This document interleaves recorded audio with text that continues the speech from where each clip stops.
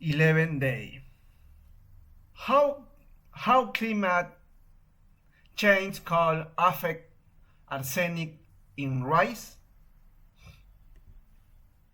Rice is a staple food for millions of people around the planet, but a new study suggests climate change may increase arsenic levels contained within the grain. Rice is a staple food for more than half of the global population. It is consumed on a daily basis by more people than either wheat or maize, also known as corn. So it is why some concerned that scientists have unveiled a recent finding that as carbon emissions rise and the earth continues to warm, so too will arsenic levels rise.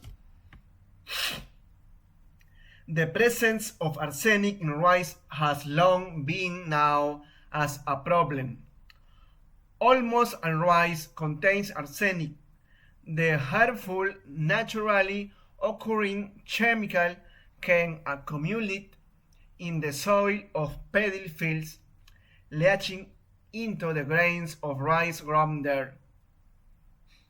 But the amounts found in rice grains can vary considerably from well below the recommended limit set by regulatory bodies to several times higher.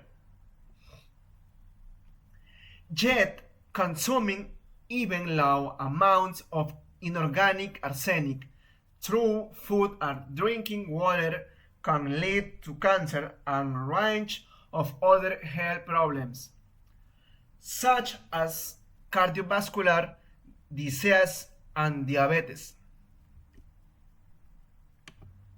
Researchers around the world have been working on ways to reduce the levels of arsenic in rice, and in the meantime, there are ways of cooking it that can extract some of these harmful elements from grains. But a new study of inorganic arsenic accumulation has found it may become a greater problem due to climate change. The research group 28 different strains of paddy rice at 4 different locations in China in experimental conditions over a 10-year period. They found that arsenic levels in the rice increased as carbon dioxide levels in the atmosphere and temperature rise. Then epidemiologists modeled how, at current rice consumption levels, these arsenic levels could affect people's health. They estimate that the corresponding increase in arsenic levels in rice could contribute approximately 19.3 million more cancer cases in China alone. Inorganic arsenic has been shown in more studies that a control stick to be a carcinogen, to have adverse effects with respect to pulmonary health, with respect to cardiovascular health. It's a long laundry list, says Lewis Siska, Associate Professor of Environmental Health Science at Columbia University in New York, who co-authored the study. And two metrics of climate change, the increase in CO2 and the increase in temperatures, and resulting in greater amounts. Everyday conversations. Gym chat. Hey, are you using this bench? Oh no, go ahead. I'm done with it. Thanks. How's your workout going today? Very good. I'm focusing on legs today. You? Upper body for me, chest and triceps. Nice. Do you follow a routine or use freestyle? I try to follow a split routine, different muscle group each day. That's smart. I need to get more consistent with mine. Yeah, it makes a big difference. How often do you train? Around 3 to 4 times a week. Depends on my schedules. That's solid. I aim for 5, but I don't always make it. Life gets in the way sometimes, right? Totally. Do you take any supplements? Just protein and creatine. Nothing too fancy. You? Same here. I also take magnesium for recovery. IV heard that helps with sleep too.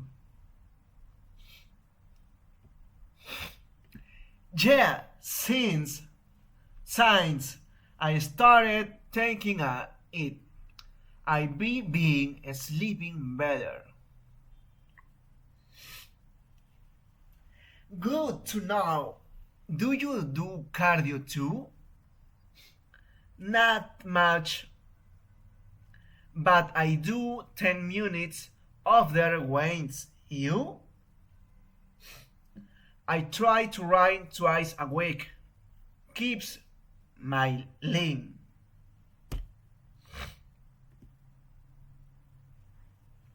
That's great. Do you train air? Do you train hair every time? Mostly. I like this gym. It's clean and not too crowded. I agree. Plus, the music isn't too loud. Right. Some gyms feel like a club at night. Exactly. Do you work with a coach or train solo? I had a trainer when I started, but now I go solo. Same. Once you learn the basics, it gets easier.